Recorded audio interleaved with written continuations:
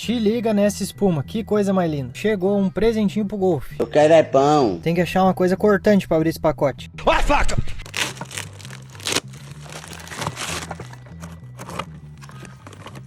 Que diabo é isso aí? Resolvi comprar uma Snowfun com engate rápido. Essas que vão direto no Lava Jato. E tu pensa num trenzinho bom. Vou deixar o link pra vocês aí no meu perfil. Essa fita velha da rosca vem até junto. Essa aí acho que todo mundo sabe montar, né? Tem duas regulagens. No bico da frente tu regula o leque de espuma e em cima acho que é a pressão. O shampoo que tu usa também influencia muito. No começo tu vai apanhar um pouco pra aprender a regular. Pode ser que tu gaste 1 litro de shampoo. Meu Deus. Mas depois que tu aprendeu, meu amigo, olha só a espuma da hora que faz. Vai te dar até mais vontade de lavar o carro. Só eu já lavei 5 vezes essa semana. Ave Maria! Sério, falar pra vocês, pelo valor tu não acha coisa igual. Só usar um shampoozinho neutro aí que não tem erro. Já envia esse vídeo pra aquele teu amigo que precisa de uma dessas. Que tá em casa passando trabalho e ainda lava o carro com balde. E tá ligado, né? Gostou do conteúdo? Já curte e me segue aí pra mais vídeos como esse.